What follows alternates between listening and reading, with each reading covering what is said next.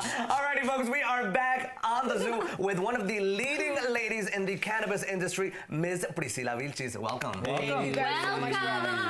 You know what to do when we sit down, right? What do we do? We count to 3 and then we sit down and we stream Hua. You got it? Okay, we got it. 1, 2, 3. Wow! She's good at taking Let me start this off. I was very excited about this interview because, me too. As I was telling you before, I consider myself a marijuana advocate. I bring it up on the show. My boss is always telling me stop talking about it so much, but now I feel I can admit it. You know, I have a prescription. Good. And I've been smoking for a lot of my life. It helps me with anxiety. It helps me with a lot of things. Although I'm trying to smoke less, I got to be honest with you. Okay. What I want to know before we get into your personal story and how you got involved in the industry is what is going on with marijuana right now, particularly in California. Is it going to be completely legal in January? It seems like it's still in some sort of gray area. Yeah, what's the status? So, as you know, come January 1st, we're going recreational. Okay. So people are still allowed to use their medical card, or at age 21, you can go into a dispensary and purchase it yourself, just like alcohol. Or so like it's a cigarette. becoming highly regulated, correct. Okay. So Big Pharma is going to be getting involved now? The big companies? I would say big pharmas have been always trying to get involved.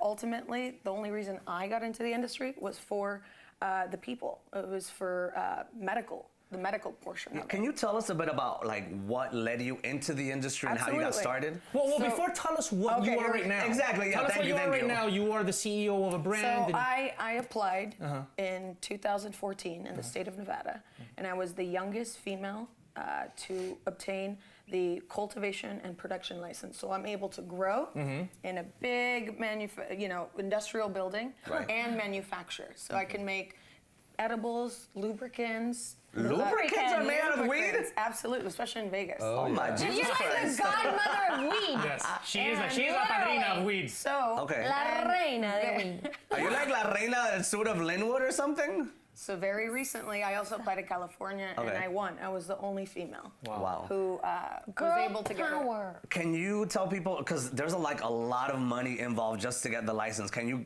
give us some figures, some numbers, so that people can understand how difficult it is just to even do that? And how is this going to affect drug dealers and stuff like that now that it's going recreational? Well, it actually does us better. The black market is going to be pushed out. Okay. So people are going to go into the store and purchase it rather than buy it from someone in an alley. It's actually a lot better. Right. Crime rates go down. Let me answer your. It was sad you guys are jumping ahead. I'm really good at dodging. Yes. I'm really good. So your original question was, where are we now? Right. So I applied in California and I got what I obtained in Nevada, but also a transportation distribution license. Okay. That's a big deal. Okay.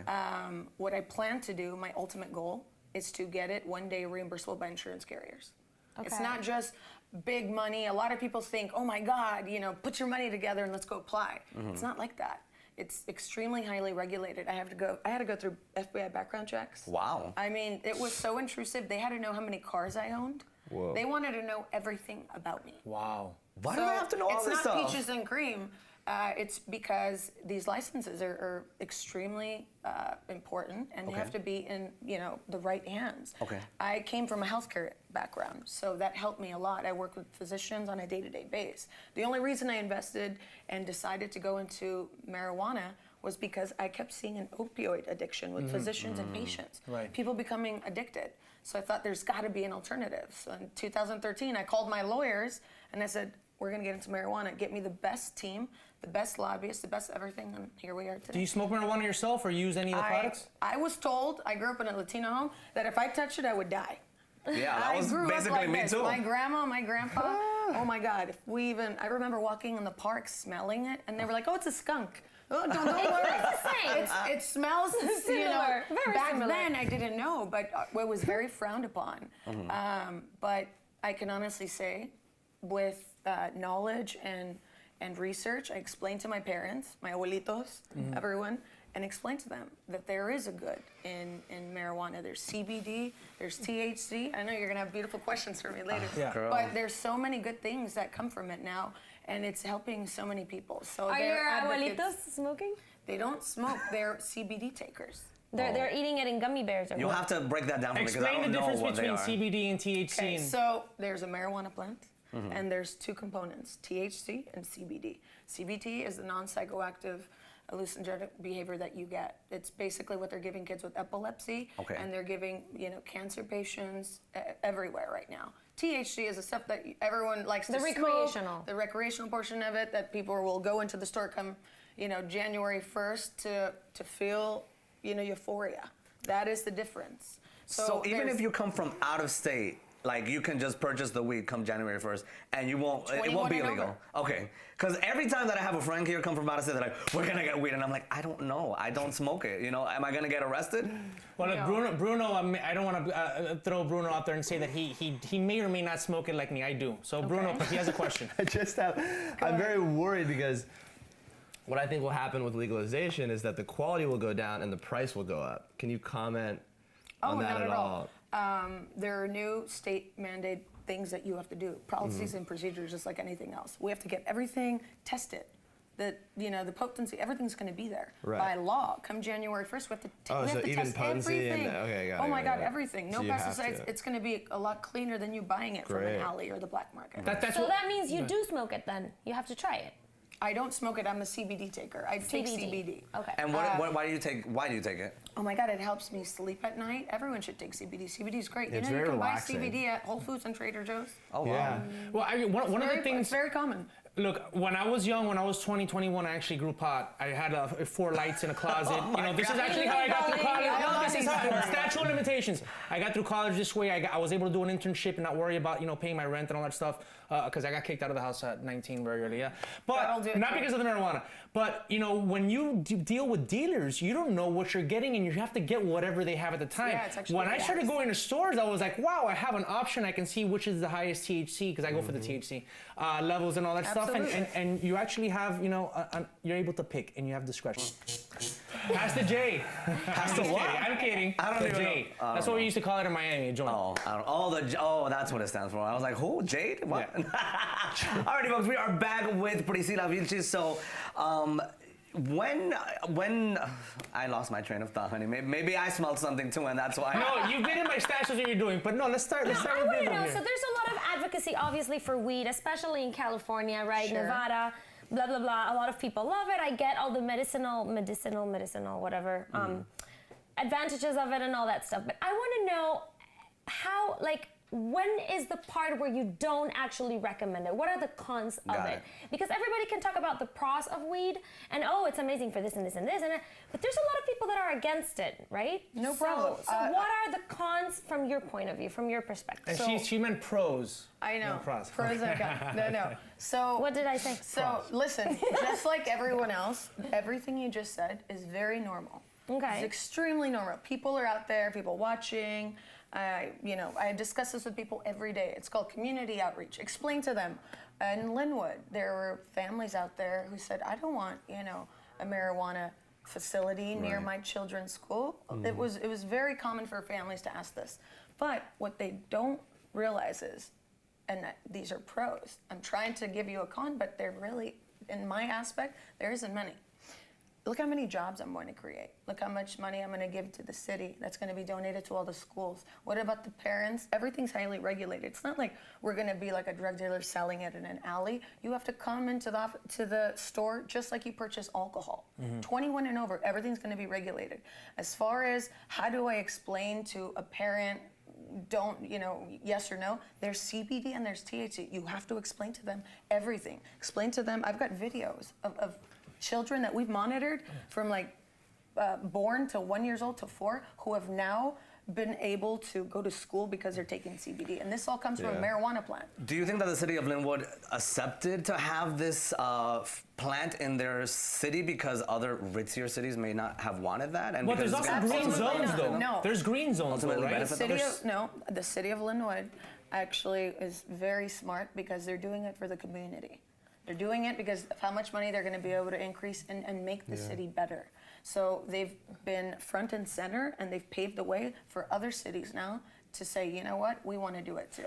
And the families I've learned in Linwood are very accepting to the medical aspect. The recreational is where they're having a little difficult time. That's where I have a difficult time myself, because what about it being like the gate, so to speak, to other drugs? Because a lot of people say that, right? That first is, marijuana is the door to everything else. I would say it's to each is their own. People say that about alcohol, and we've had it here for ages. And Don't that drink drives me and crazy. drive. Yeah. Buy it at age 21, and you still have the kids who are out at Christmas parties drinking it. Well, is that I gonna be actually a think concern? alcohol, that's one argument that I always push back on, because I'll tell you this, if I smoke a joint of marijuana, I'm probably gonna stay home, write, read, watch TV, order a pizza. If I drink alcohol, now all of a sudden I'm probably more predisposed to trying all these crazy things. It I was depends on gonna the say. individual, their tolerance, and Yeah, how absolutely. you see it. I can't Individual speak for thing. everyone else, but it takes, everything has to be taken accordingly. And sometimes you have a personality that you're gonna go, far in terms of substance abuse, and marijuana was just along the way. It wasn't necessarily the thing that pushed you there. I have some questions in my One ear. more thing, I Yeah, want go to say a ahead. positive thing. Yeah. I know you wanted to hear all the cons or pros, but you can't overdose on marijuana. No deaths have ever happened on marijuana. No deaths. Did you Oh, know wait, that? okay. I thought you were saying that as No, like a you can't warning. but overdose you're on saying, marijuana. okay. Okay, I'm getting in my ear this question about the driving, and I actually saw a documentary a few years ago where they did a study, and they did a study between a person who drank alcohol, who had 2 cocktails, and a person who smoked 2 joints. And then they had a person who drank 2 drinks and smoked 2 joints. The worst driver in the test was the person who only drank alcohol. The person who slowly smoked joints drove slow and careful. And the person who drank alcohol but also smoked joints drove safer than the person who was just drunk because they were paranoid. And I love that. I got one stat. There's for your you. driving conversation. It wasn't So expected. I've got one stat for you, and this is Yeah. accurate. You guys can all Google this. In all the states where medical marijuana have been approved, there's been 25% less overdose on opioids. Yeah. How do you like that? I mean, quite frankly, I do It's a big believe deal. with everything. I mean, I'm just asking these Right. questions. I'm sure a lot of people and viewers, are probably on my same boat when it comes to asking these things. But I do believe that weed is a little bit better than alcohol, or much better, because it doesn't give you a We're hangover. softening you up. You're coming doesn't over give you to what? the good No. Like, I've always had this thought. It's just that it's still a little taboo for certain people. Yeah, it is very And, taboo. me included, my family included, there's a lot of research, that we still need to do. There's a lot of reading that we need to do. Education. A lot of education, of course. But yeah, when it comes to alcohol, not only the hungover thing, that weed doesn't give you. I mean, maybe with weed, you're gonna just be, you'll have fatter people because I of the was just- munchies. Well, yeah, that's another. And you're gonna help Argument. create more jobs with the pizza makers and the burger makers, because and the candy stores are gonna be like millionaires No, after. it does have the munchies things. But how do you feel about the way marijuana, you're talking about being taboo. Guys, to me, I feel like it's finally not being taboo. I mean, you're seeing shows on TV that are dealing with it. They're, making food out of it. I mean, Viceland, half of their network is Right. all weed stuff. guys So Coming from a Latino family and having all my family living in Mexico, like they don't live here, it's so much different. And Yeah. also, I mean, but even growing up here, too. 180% it is because we're Latinos. I grew up the same way. I'm telling you, my parents, you touch it, you're gonna die. Well, this is how I grew up. Yeah. How long did it take you? How long did it take you to change their perception? I sat with them, and this is what I do with everyone, even the people who live in the city of Glenwood or the people in the state of Nevada. I speak to families, I speak to elderly people, and I literally sit down with them, and I even bring my iPad, and I show them the benefits of CBD and THC, and even combined, and then, there's topicals for pain. Right. My grandmother's on blood thinners. She Right. can't take oral pain medications because it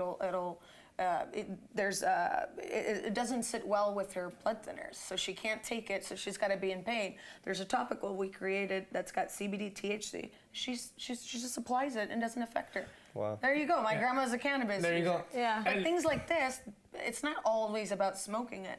It's about helping people. There's a menstrual cream now for women on their periods. Wow. Yeah, that's It's awesome. a big deal. That's really It- cool. It's here to stay. it is a big That's deal, really cool. and time is wrapping up. First of all, personally, I want to thank you, not only because Thank you're here you. and you're talking about this issue in a way that is presentable, and my abuelita could watch this interview and say, Professional. wow, that woman is such a professional, upstanding woman, you. but you're a good representative of our community, you're a good representative of Latina women, Thank you. and I think it's amazing that you're at the forefront of this multi-billion-dollar industry, and you're representing us, so thank you for coming.